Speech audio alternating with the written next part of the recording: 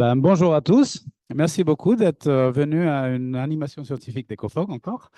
Et aujourd'hui, on a Irene Calderón, qui est notre dernière recrutée, je pense, à EcoFog. Et voilà, qui va nous présenter un peu ses études précédentes, peut-être un petit peu de parcours. Passé, exactement.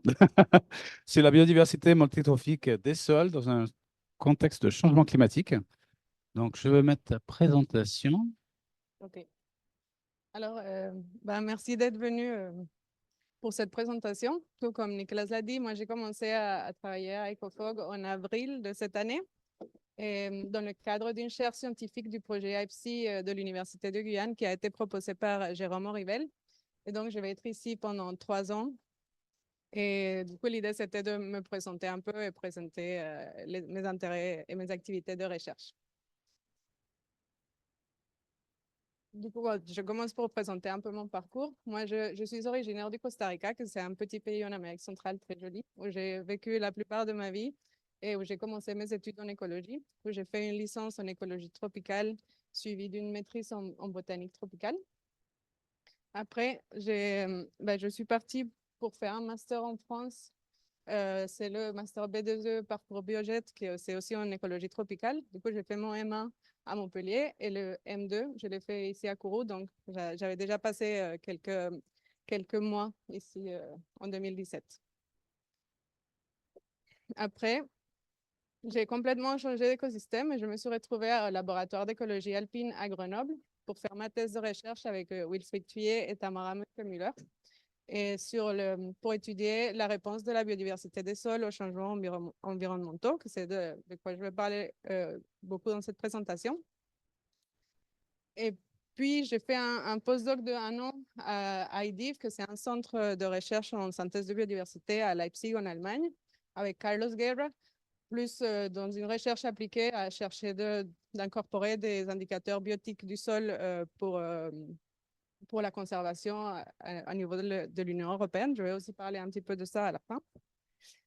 Et après, je suis retournée au laboratoire d'écologie alpine pour un cours postdoc, en gros le temps que je candidate pour cette chaire, mais où j'ai aussi pu participer à l'analyse de données qui sont en cours encore, d'un projet dans lequel j'étais impliquée depuis 2016, et où on a transplanté des prairies entières avec les communautés des plantes et des sols à une altitude plus basse pour simuler l'effet du réchauffement climatique. Et du coup, là, on veut voir après quelques ans comment ça a changé la dynamique des plantes et des communautés de sol et leur fonctionnement. Mais je ne vais pas parler de ça encore, on n'a pas de résultats clairs. Alors, ce qui motive ma recherche est lié au contexte de changements globaux, du coup, avec par exemple le changement climatique qui s'intensifie ou une accélération des dégradations de terres, que tout ça a des effets sur les écosystèmes et contribue à la crise de la biodiversité et à la dégradation de la santé globale. Et pour faire face à ces problématiques, je m'intéresse à comprendre comment ces changements globaux affectent la biodiversité et comment cela affecte le fonctionnement et la santé des écosystèmes. Du coup, avec le but de mieux comprendre pour pouvoir mieux gérer, préserver et mieux informer. Et j'utilise surtout une démarche empirique où je vais plutôt on va regarder des patterns de diversité, du coup, comment la diversité change le long des gradients environnementaux ou des perturbations. Et après, on va associer ces patterns à de la théorie pour en déduire les processus et les mécanismes écologiques et, qui sont impliqués, qui font ces patterns. Et puis, on peut utiliser cette connaissance aussi pour prédire comment la biodiversité va répondre aux changements globaux. Par contre, l'étude de la biodiversité présente certains défis. Du coup, cette biodiversité peut être difficile à observer et mesurer. Surtout, il y a une grande partie de la biodiversité qui échappe à nos yeux, comme c'est le cas de la biodiversité des sols, dans laquelle je me suis intéressée depuis ma thèse. Des études récentes estiment que ça correspond presque à 60% des espèces décrites sur Terre. Ça inclut des organismes de tous les royaumes de la vie, du coup des bactéries, des animaux, des protistes et de tous les différentes tailles avec différents traits de vie. Mais aussi, ils ont un rôle essentiel dans le fonctionnement des écosystèmes. Par exemple, elles participent au recyclage de nutriments, séquestration de carbone ou même à des services essentiels comme la production des aliments. Et aussi, cette biodiversité, elle est structurée à travers différents niveaux trophiques dans des groupes qui ont un rôle unique dans l'écosystème. Et donc, si on regarde qu'un seul groupe, que c'est ce qu'on fait souvent parce que c'est ce qu'on peut faire, on a une idée fractionnée de l'écosystème. Et ceci est autant plus vrai, sachant que ces groupes interagissent entre eux, donc ils s'influencent mutuellement et peuvent générer aussi des effets cascades ou des effets indirects face aux changements globaux. Du coup, et avoir une vision un peu plus multitrophique, c'est essentiel pour comprendre cette réponse. Du coup, une partie de ma recherche s'intéresse à d'abord faire face à ces défis pour l'étude, pour essayer d'avoir une compréhension assez intégrative de la biodiversité des sols. Et pour étudier cette biodiversité des sols, j'utilise de l'ADN environnemental et le métabarcoding, qui nous permet d'échantillonner tous les royaumes de la vie avec un protocole standardisé. Je ne sais pas si tout le monde sait ce que c'est, mais du coup, j'explique rapidement. Mais cela consiste à prendre un échantillon, un substrat, dans ce cas-là, ça va être du sol, duquel on va extraire tout l'ADN. Du coup, c'est l'ADN des organismes qui sont présents dans ce sol ou qui ont laissé des traces, des expressions ou des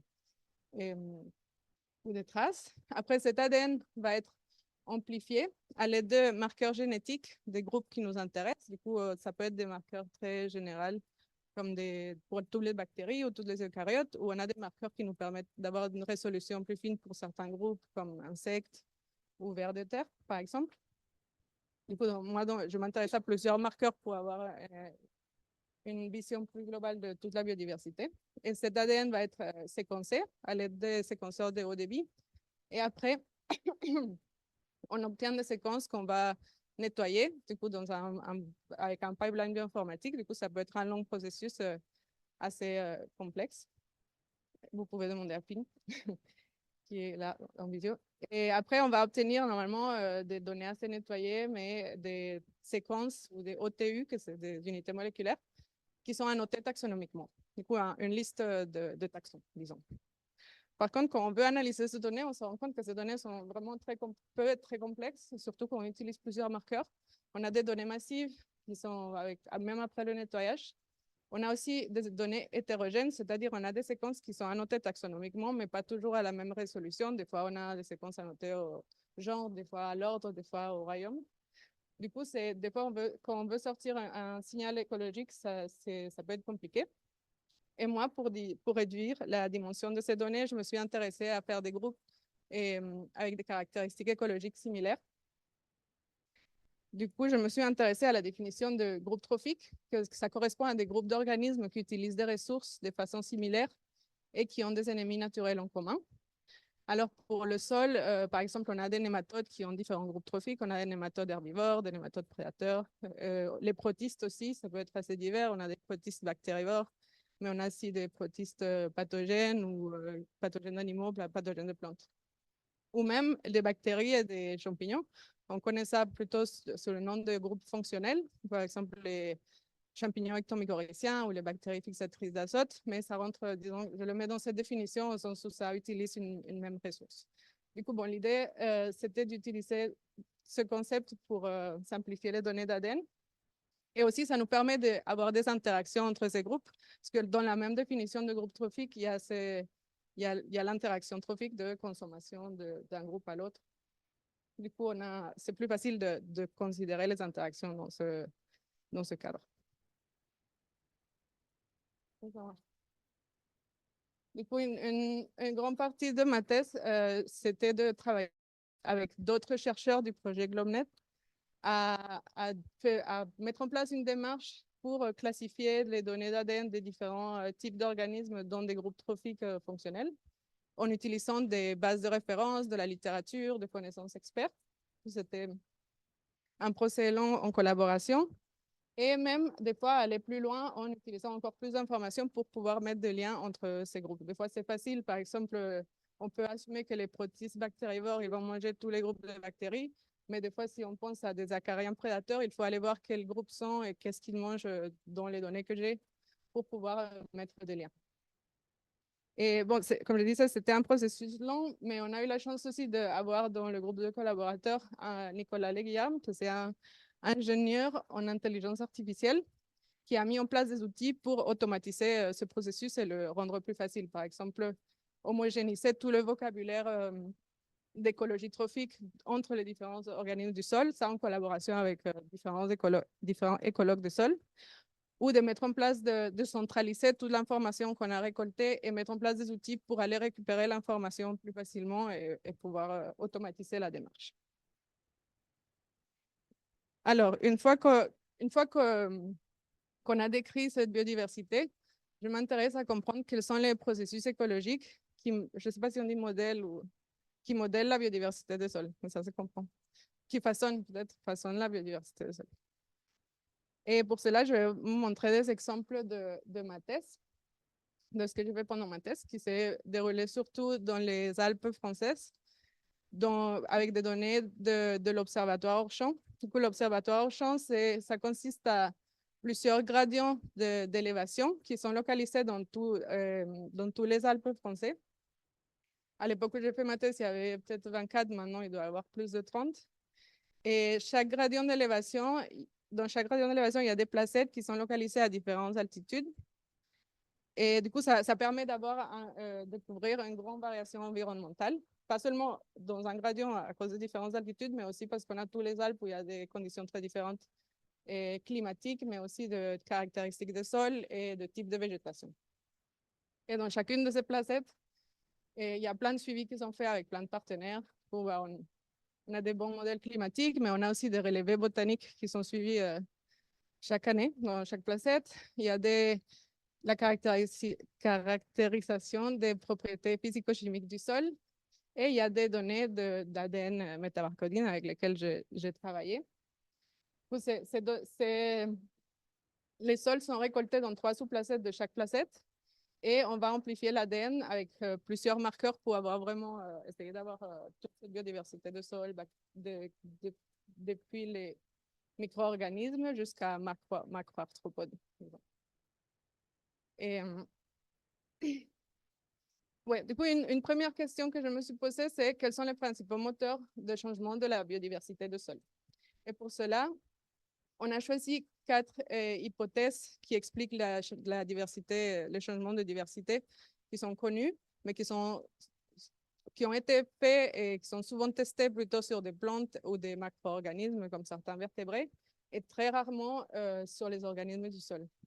L'idée, c'était de tester ces différentes hypothèses sur les organismes du sol. Par exemple, il y a l'hypothèse de l'énergie qui prédit plus de diversité quand l'énergie disponible dans le système est plus élevée, ou il y a l'énergie de la tolérance physiologique ou de stress qui prédit plus de diversité quand les conditions environnementales sont favorables par rapport à des conditions de stress, ou des hypothèses d'hétérogénéité d'habitat et de ressources qui prédit plus de biodiversité quand il y a plus d'hétérogénéité. Et du coup, pour tester ces différentes hypothèses, j'ai choisi des variables pour les représenter, mais qui soient aussi logiques dans le contexte du sol. Parce que, par exemple, l'hypothèse de l'énergie, souvent on utilise des mesures de productivité primaire, comme la biomasse et l'énergie solaire.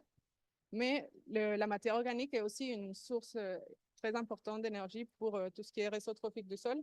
On a aussi inclus, par exemple, la quantité de matière organique pour tester cette hypothèse. Et dans l'hypothèse de hétérogénéité de ressources, vu qu'on a cette relation trophique, on a utilisé comme mesure d'hétérogénéité de ressources la diversité de la ressource de chaque groupe. Du coup, par exemple, comme dans cet exemple, si mon groupe focal, c'est acariens frangivores, on a pris la diversité de champignons comme une mesure d'hétérogénéité de ressources. Et puis alors, j'ai fait ce que je vous avais présenté, de classifier tout l'ADN qu'on a récolté dans les Alpes françaises en groupes trophiques. Et avec ça, on a estimé la diversité locale de chaque groupe trophique dans chaque communauté. On a défini une communauté comme une sous-placette.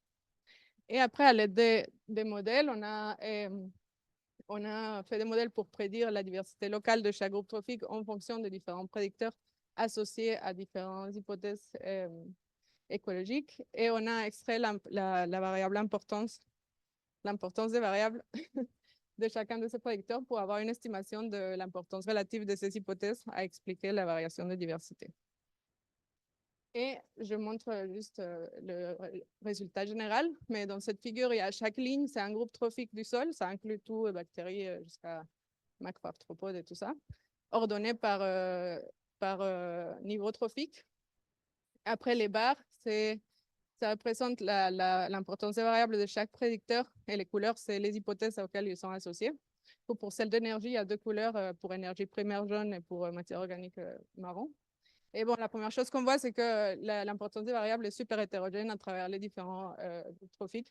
On a des réponses très différentes ou des mécanismes très différents qui expliquent chacun de ces groupes. Mais aussi, il y a quelques généralités. Là, c'est Boxplot, ça résume juste l'information là par niveau trophique. Et on voit que l'hypothèse de l'énergie, qui c'est en jaune marron, et celle de la tolérance physiologique en gris, ils expliquent la plupart de la variation de diversité de ce groupe, en tout cas dans les Alpes, et par rapport aux hypothèses d'hétérogénéité. Et il y a d'autres choses intéressantes aussi, par exemple que tout ce qui est énergie liée à tout ce qui est énergie primaire, de productivité primaire, son importance augmente quand on va dans des niveaux trophiques supérieurs, ce qui fait du sens avec la théorie qui dit qu'on a besoin de encore plus d'énergie pour soutenir des diversités dans des niveaux trophiques plus élevés. Et aussi, on a vu pour certains groupes où l'énergie, la quantité de matière organique, ça expliquait une énorme partie de sa variation en diversité. Et ceux-ci sont des groupes liés à la chaîne de décomposition, comme certains frangivores ou détritivores du sol.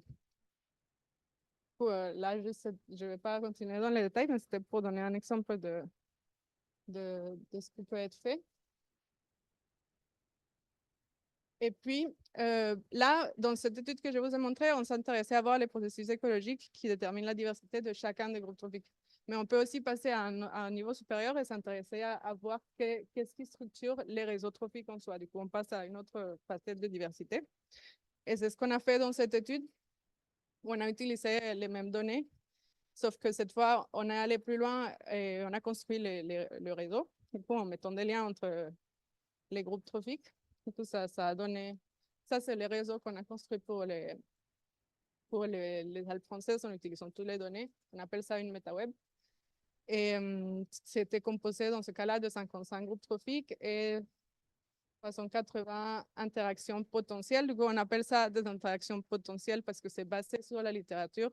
On assume que c'est des interactions qui peuvent exister, mais on ne les a pas observées ou mesurées sur place.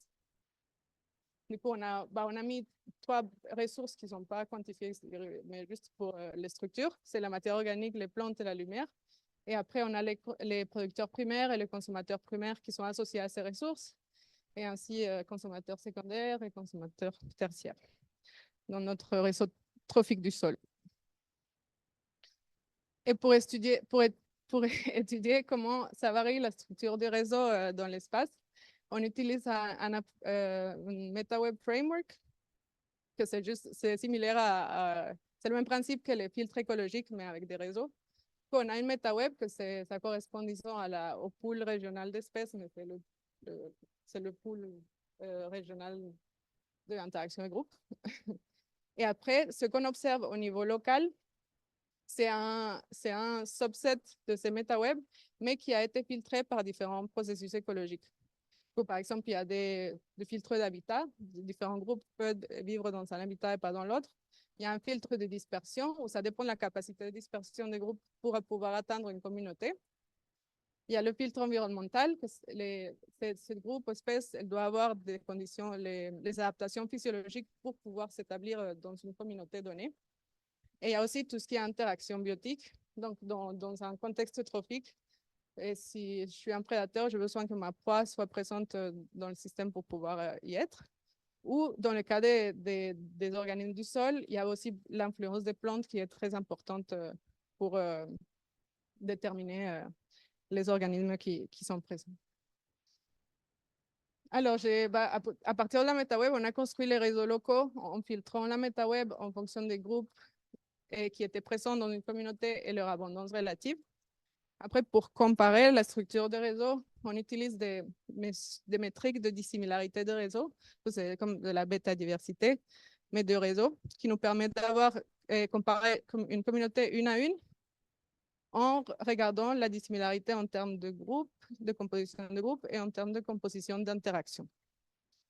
Et après aussi, pour voir l'importance de ces différents filtres que j'ai mentionnés, on a utilisé des modèles ce type de modèle qui permet d'expliquer une matrice de dissimilarité en fonction de différents prédicteurs.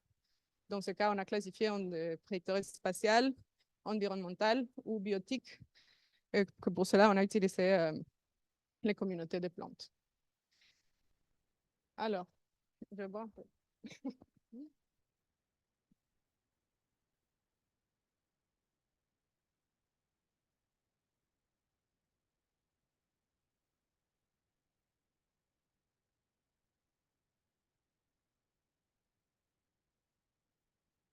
Un premier résultat qu'on a vu, c'est que ce qui structure les réseaux trophiques du sol, que l'habitat, il structure pas mal les réseaux trophiques du sol, que c'est ce qu'on attendait.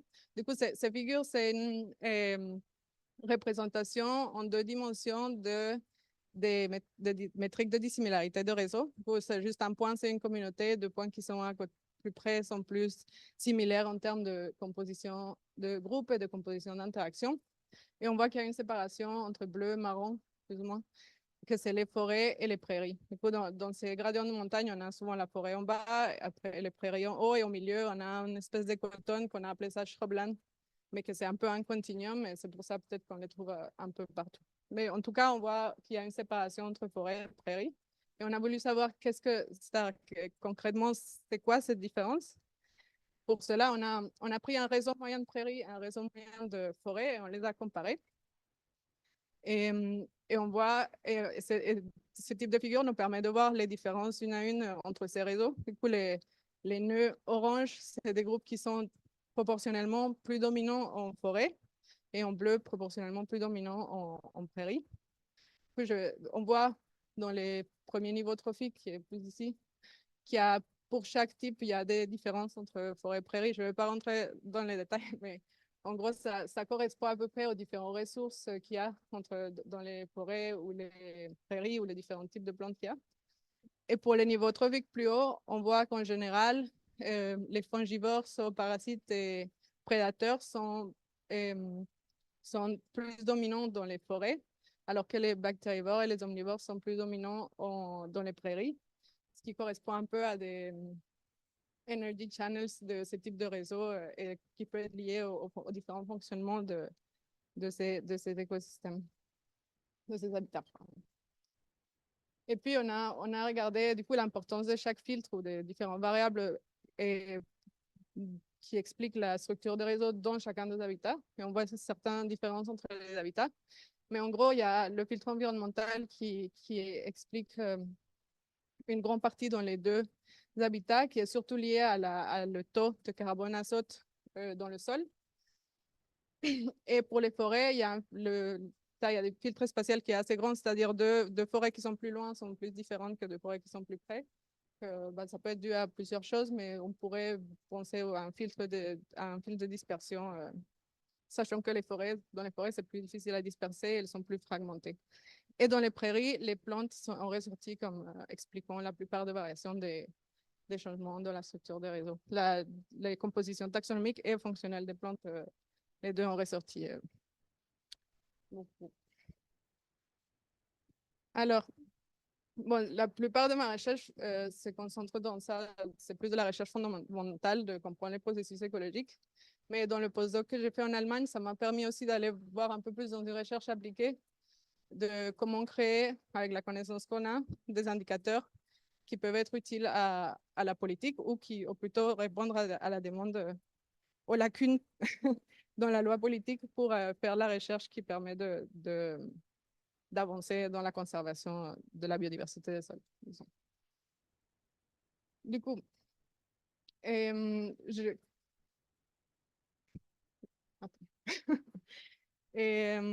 même si dans les dernières années, il y a eu une augmentation dans la reconnaissance de l'importance de la biodiversité des sols et son fonctionnement, et avec le rapport de la FAO et de plein de choses, et beaucoup de travaux qui ont été faits aussi, des initiatives globales pour avancer une connaissance sur la biodiversité des sols à des échelles même globales.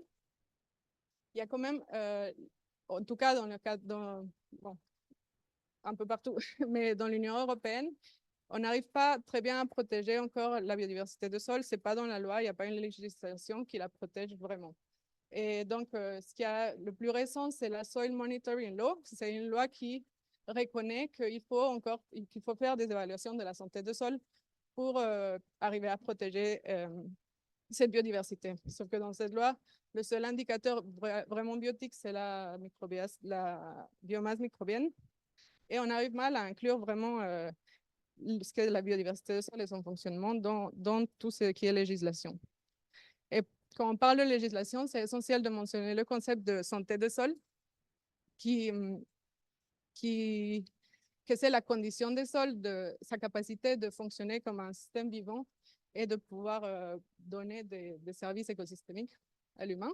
Mais ce qui est important de la définition aussi, c'est que ça considère le sol comme une entité à part entière, pas seulement ses caractéristiques physiques et chimiques, mais aussi tous les organismes vivants qui sont dedans et leur fonctionnement.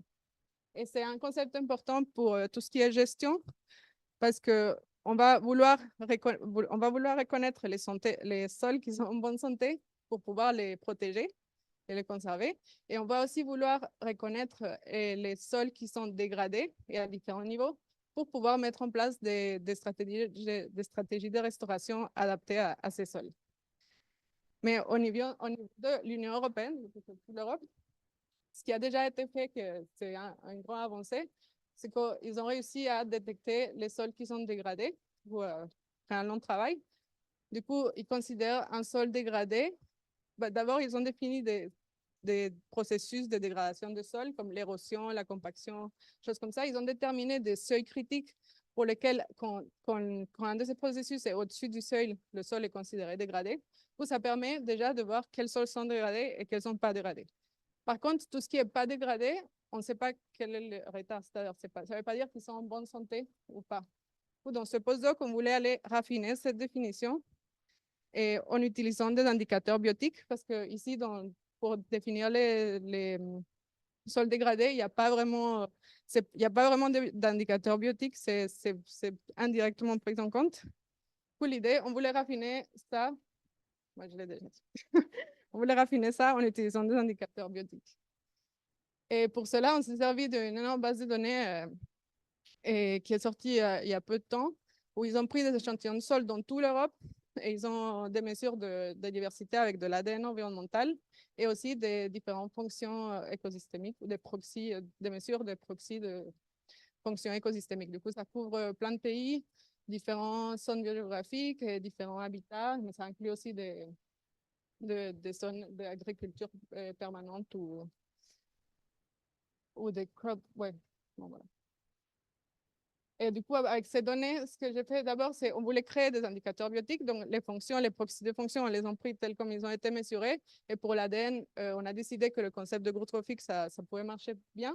On a utilisé la même moulinette pour classifier toutes ces séquences dans des groupes trophiques.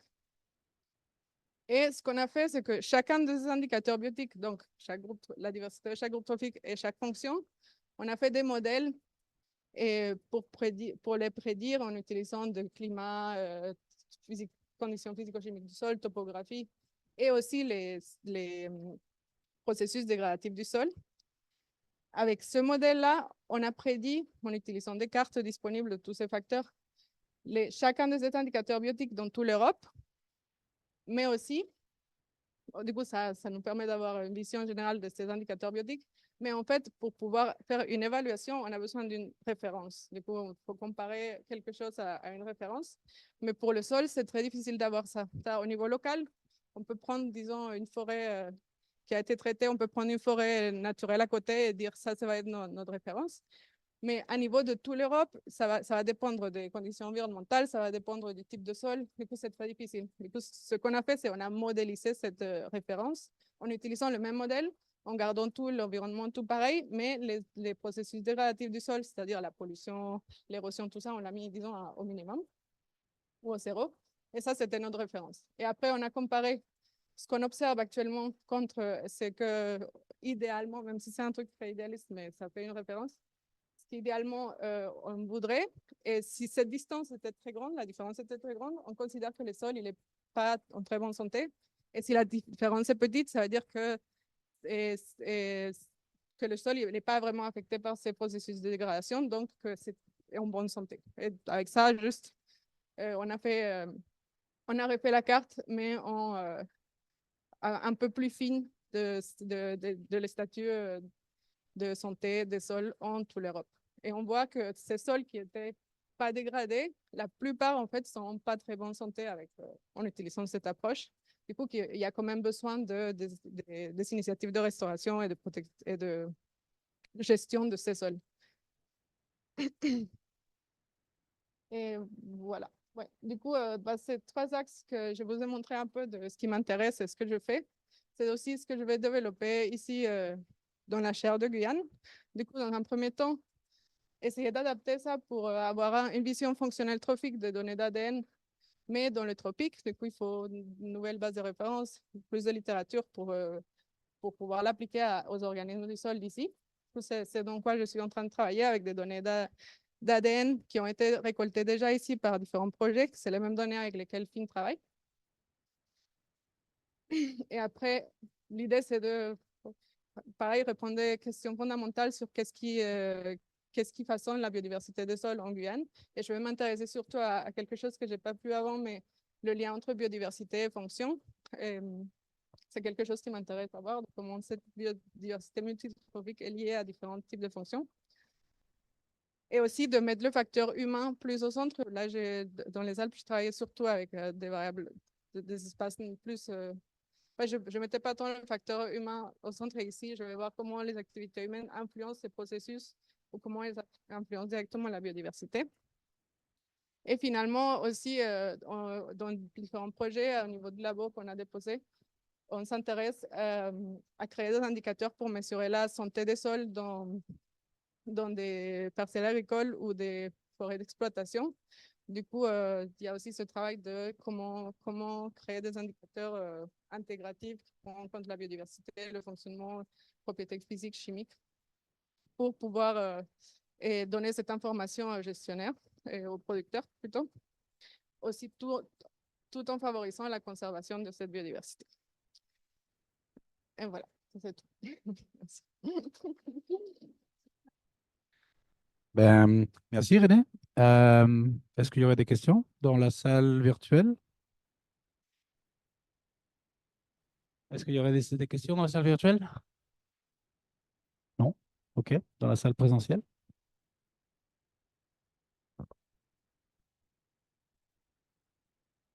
Merci Irène pour ton exposé qui était super. J'avais une question là sur ce que tu disais au début. Là, tu avais toute une liste d'OTU qui étaient à différents niveaux taxonomiques, puisque des fois tu étais au genre ou à l'ordre, etc.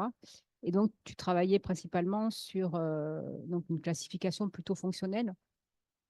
Et je voulais savoir au niveau des bases de données. Donc, je sais qu'il y en a pour les champignons, pour les bactéries, tout ce qui concerne les protistes, par exemple, est-ce qu'il y a des bases de données, de connaissances sur les groupes fonctionnels de ces bestioles-là? Ouais, pour chaque groupe, on a trouvé, je pense qu'il y a des fois, il y a des choses qui sortent nouvelles qu'il faut intégrer.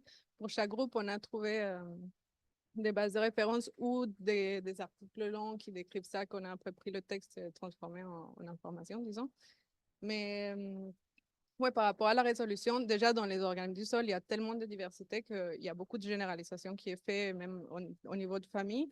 C'est déjà pas mal, mais des fois, même au niveau de l'ordre, on dit, OK, cet ordre, par exemple, les tardigrades, on dit qu'ils sont omnivores, on sait qu'ils mangent des algues, des petits trucs, mais peut-être qu'en vrai, chaque famille de tardigrades, ils mangent un truc différent, mais on ne sait pas. Du coup, on fait, à l'état de connaissance actuel, on fait des généralisations au niveau de l'ordre. Et il y a beaucoup de groupes pour lesquels des généralisations sont faites. Du coup, ça nous permet de jouer dans la résolution taxonomique qu'on a et la généralisation de l'écologie trophique qui est déjà dans le sol, se généralise. Mais du coup, on joue avec ça un peu. Des fois, on fait des généralisations que... Enfin, on essaye de ne pas faire quand c'est trop. C'est un groupe qui est très divers tropiquement, on ne va pas faire. Mais des fois, on joue avec ça. Mais oui, il y a un peu d'infos, des fois pas dans des bases de référence comme pour les champignons, mais dans la littérature qu'on peut trouver. Ok, ouais, donc c'est un travail fastidieux. Et si tu n'as pas, pas du tout de connaissances, donc là, par exemple, donc là, tu as beaucoup travaillé sur le tempéré. En tropical, j'imagine qu'il y a encore un peu moins de connaissances. Donc, du coup, toi, si tu n'as pas de données sur le fonctionnement de ces différents groupes, du coup, tu l'élimines du jeu de données ou comment tu fais? Ouais, pour l'instant, quand on n'a pas de connaissances ou pas assez de résolution, parce qu'un OTU qui est classifié à eucaryote, on ne peut rien dire sur lui de toute façon, on l'enlève. Mais et ouais, on l'enlève et je faisais toujours gaffe à que ça, la- en moyenne, j'enlève 30% des REITs. Non, oui, entre 20 et 30% de REITs. En vrai, c'est pas mal déjà d'avoir 70% de trucs qu'on sait ce qu'ils font ou qu'on peut déduire de ce qu'ils font. Anthropique, je pense que ça va augmenter ce pourcentage. Mais je pense qu'on va aussi faire des généralisations basées sur ce qu'on sait dans les symptômes ferrés, par exemple pour les méthodes ou des choses comme ça, parce que de toute façon, l'information trop vite qu'on a, c'est même pas de... Oui, ça vient souvent des symptômes ferrés, mais des fois, ça vient des États-Unis et pas de France. Même pour les Alpes, c'est peut-être différent, mais voilà, c'est ce qu'on a. Mais on va voir, l'idée, c'est de voir à quel point on peut arriver sans faire un truc trop... que ce soit correct et qui nous donne l'information un peu réaliste. Ouais. Ouais.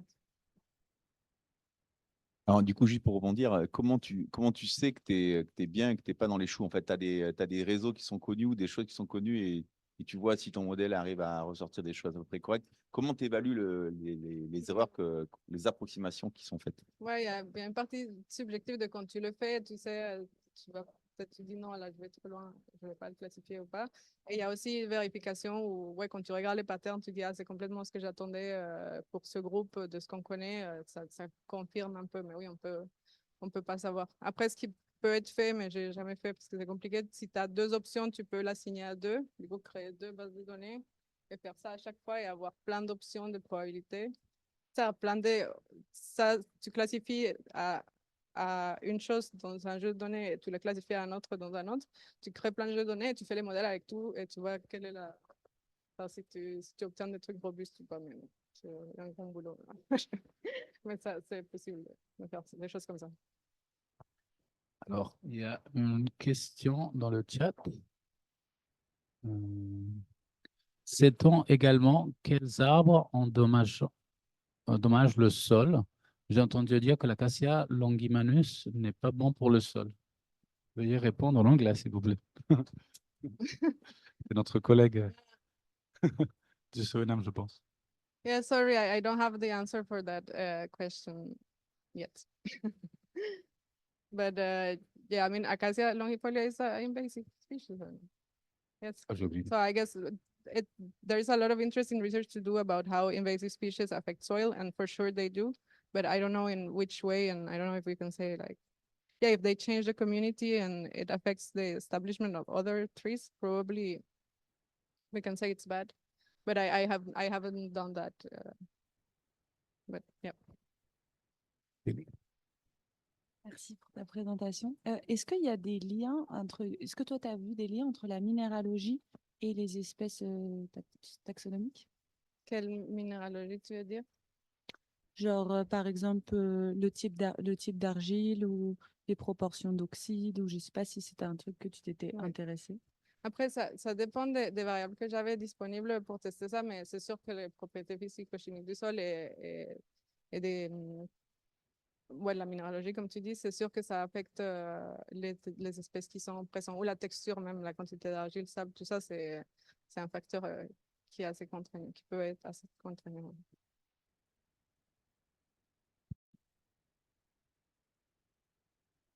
Jérôme?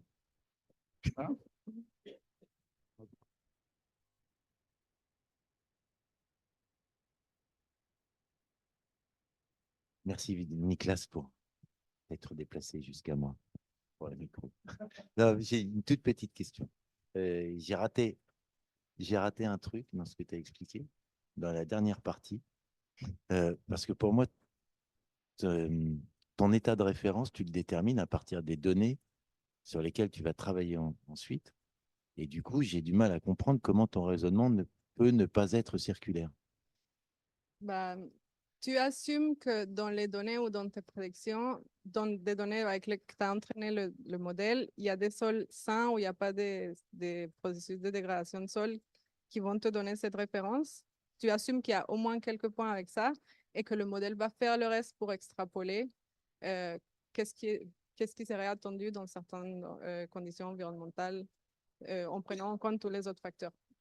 Bah, c'est un modèle, oui, ça reste comme ça, mais tu crois dans les prédictions de modèle en prenant en compte tous les autres facteurs. Oui, ça, c'est l'extrapolation, oui, c'est de l'extrapolation. Donc, tes sols que tu considères comme parfaits, c'est ceux-là que tu prends comme référence. C'est ça. Ouais, ce que le modèle prédit, c'est ce que je prends comme référence, mais c'est censé être basé sur certains sols qui ont du coup entraîné le modèle et qui sont en bonne santé, si on peut croire qu'il y a des sols en bonne santé. Ouais, c'est croire dans le modèle. Mais Dans le modèle, oui, mais pour moi, j'ai raté la partie où c'est pas circulaire. ouais, Pas grave. non, mais c'est complexe, c'est un peu circulaire, mais tu dis, OK, le modèle va réussir à me prédire qu'est-ce que c'est un sol en bonne santé en connaissant déjà la réponse à. Par exemple, tu as l'érosion, tu as une courbe de réponse à l'érosion, même si tu n'as pas érosion zéro dans la vraie vie, c'est pas le bon exemple. Mais ta courbe, elle va te dire qu'est-ce que ça serait. Ton modèle, dans la variation d'érosion qui existe et comment la biodiversité répond, il pourrait te prédire qu'est-ce que ce serait si tu prends un truc un peu linéaire ou peu importe la forme. Mais oui.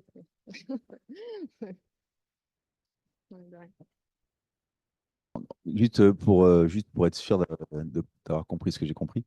Grosso modo, sur l'érosion, tu as un certain nombre de parcelles avec des érosions qui va de 1 à.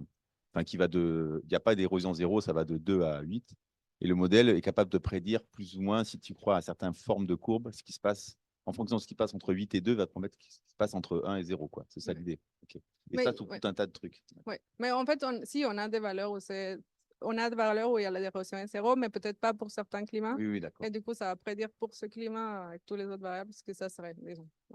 Et le modèle, tu le fais entraîner sur un sous-groupe d'endroits qui sont supposés être les meilleurs. Et ça te fait ton truc de référence. Non, je fais sur toutes les données.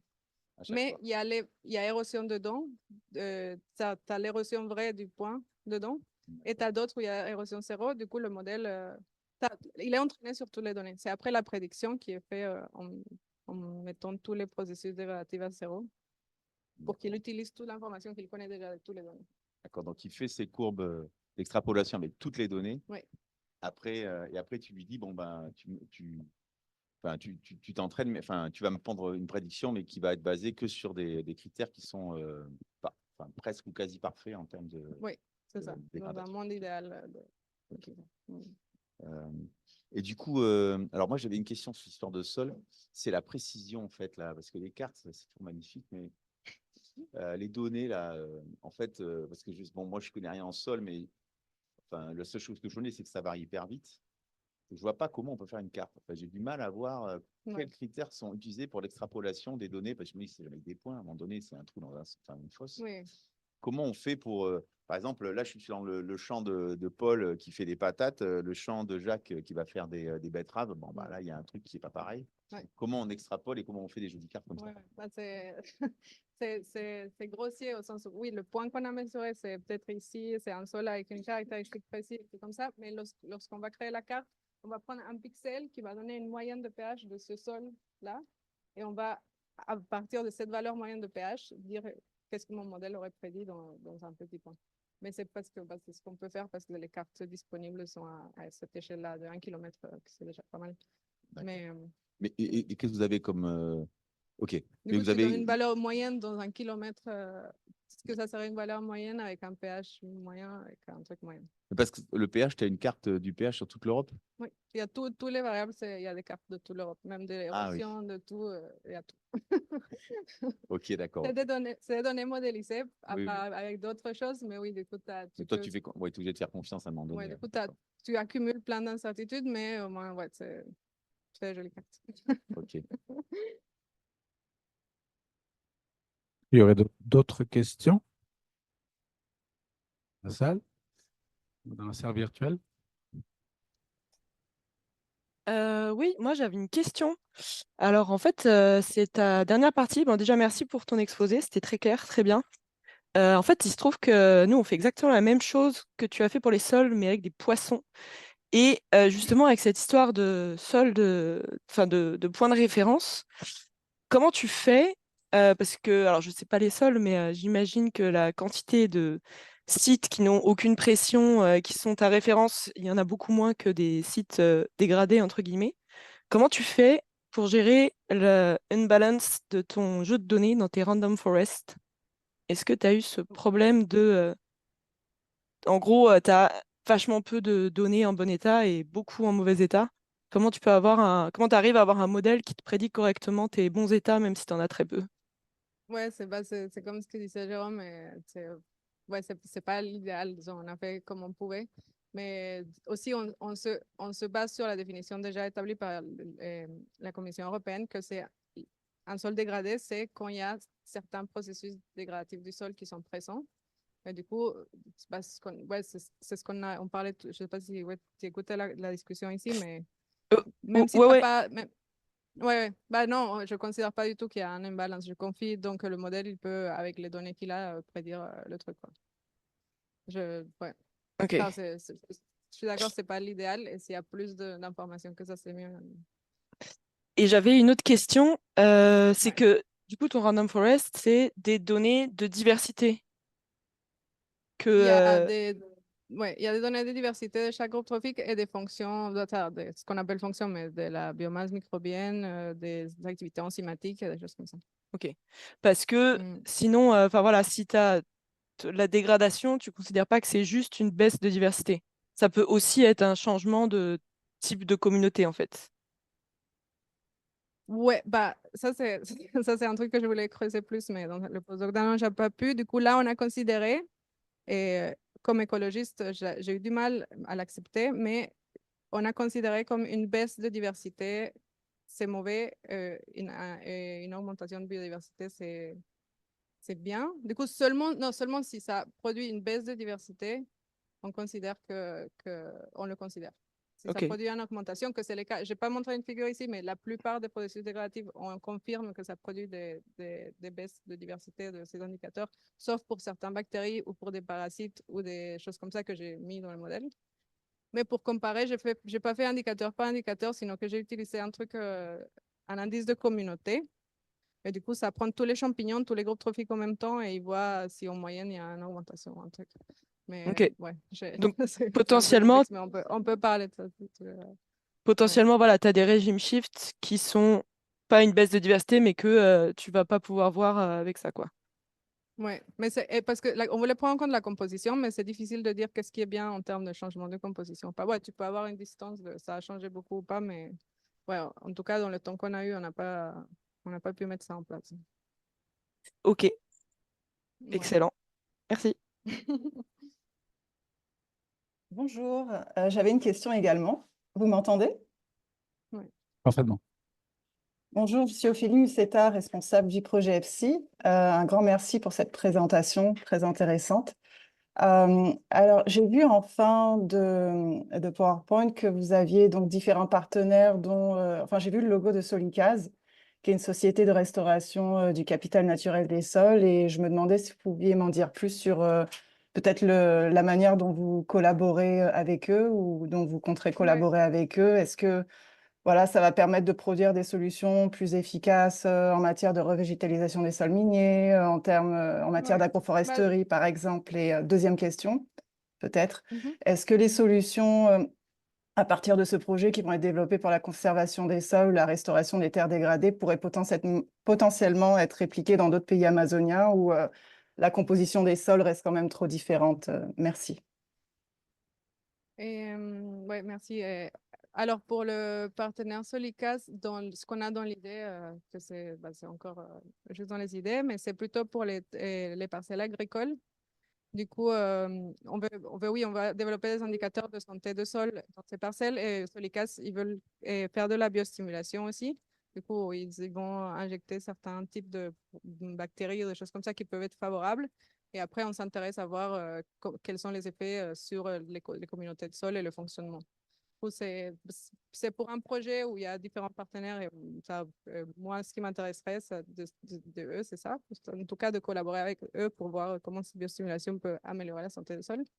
Et par rapport à la deuxième question, dans les projets qu'on a pensé qu'ils ne sont pas encore concrets, l'idée, c'est de prendre de faire des réplicas dans différentes conditions pédoclimatiques. Du coup, d'arriver un peu à généraliser. Après, je ne sais pas à quel point on peut dire que ça peut s'appliquer à d'autres pays ou des choses comme ça. au moins prendre en compte, oui, les différences climatiques et du sol, comment on peut affecter. Mais ouais, je ne sais pas si on pourra, à quel point on peut généraliser les résultats qu'on va avoir. En tout cas, au niveau de la Guyane, on espère oui. Oui, je me demandais si ça pouvait être facilement réplicable au niveau des plateaux de Guyane au moins, mais bon, à poursuivre les recherches. Merci. Ouais. Merci. OK. T'as une grande- Alors, c'est bon, il y a encore. Donc, juste une question sur donc, tu dis, tu compares les diversités, mais c'est quel indice, Oui. c'est quel indice que tu utilises Ok, j'utilise, moi personnellement, souvent j'utilise le nombre de îles, du coup, je crois, ça correspond à richesse, après à une Shannon diversité, un Simpson diversité, parce que ça me permet de voir. Donc, tu utilises à chaque fois plusieurs ordres, quoi. Souvent, C'est une j'utilise des questions plusieurs que que je j'avais, en fait. compare, mais souvent, ouais. En fait, le stage que j'avais fait pour mon Master 2, et j'avais testé un peu différents indices et comment ils sont robustes à différents choix bioinformatiques lors des traitements des données. Et on a vu que Shannon, c'était pas mal pour avoir des résultats comparables entre différentes études. Et moi, je suis restée un peu là-dedans. Ça veut dire que Ordre 1, ordre 2, ordre 2. Ordre 1, du coup, Shannon. C'était pas mal. Simpson, peut-être, ça prend en compte que les trucs très abondants et dans la structure des données d'ADN, il y a beaucoup de trucs très abondants. Du coup, ça diminue, ça perd un peu d'informations. Mais Shannon, oui, c'est pas mal. Et du coup, je considère que les trucs abondants, mais dans lesquels je trouve qu'ils sont plus fiables, disons, que la richesse, où tu peux avoir aussi, même si tu as confiance dans ton pipeline, tu peux accumuler plein de trucs, des trucs comme ça. C'est super. Merci. OK. Bon, ben, merci beaucoup, René.